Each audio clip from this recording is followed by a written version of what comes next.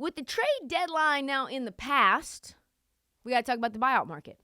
Such a very weird trade deadline, like I said. But it makes buyouts even more important for teams that did not alter their roster enough moving forward. There's already been a couple of buyouts as well right now and signings. You got Reggie Jackson, who went from the Clippers to the Hornets. He gets bought out, and now he signs with the Nuggets, which I think is hilarious because the Clippers got Bones Highland and the Nuggets got Reggie Jackson. I think the Nuggets are going to be less impressed with Reggie Jackson than they were Bones Highland. If you thought it was tough to navigate Jamal Murray and Bones, let me introduce you to Mr. October, Reggie Jackson.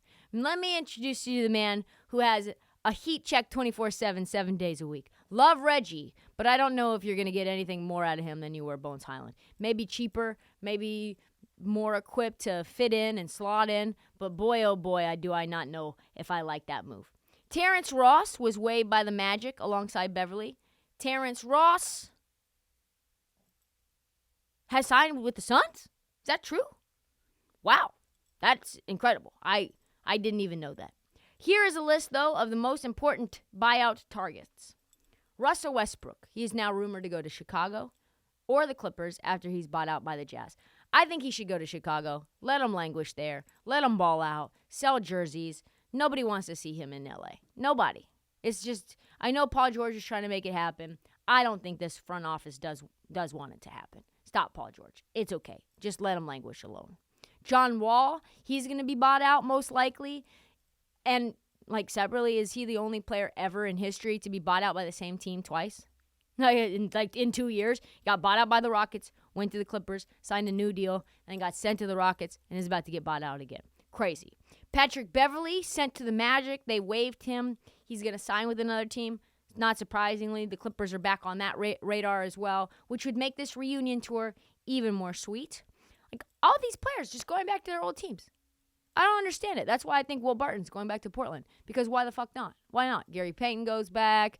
Jakob Poeltl goes back. Eric Gordon goes back. I mean, this is so insane.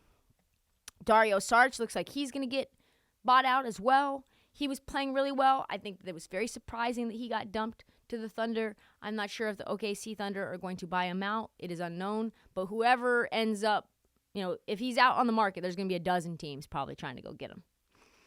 Like I said, Will the Thrill. Some people think he's one of the most talented players on the potential buyout market. This man doesn't play any defense. He doesn't. I love Will. He is a bucket.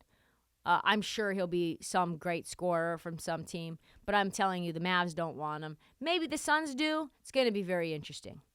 Serge Ibaka got bought out by the Bucks, and the Sixers are now said to be kicking the tires on him. I thought he got picked up, though. Maybe not.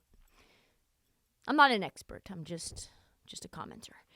There are some other players rumored to be bought out or waived before the March 1st deadline, like Derrick Rose, which would be fascinating. Nerlens Noel, Detroit. Justin Holiday. And maybe, possibly even Kevin Love. Kevin Love on the buyout market. God, we've been talking about that for 2 years. And now there's teams getting caught holding the bag at the deadline. Buyouts this year are probably more important than ever. There are teams desperate to upgrade out west.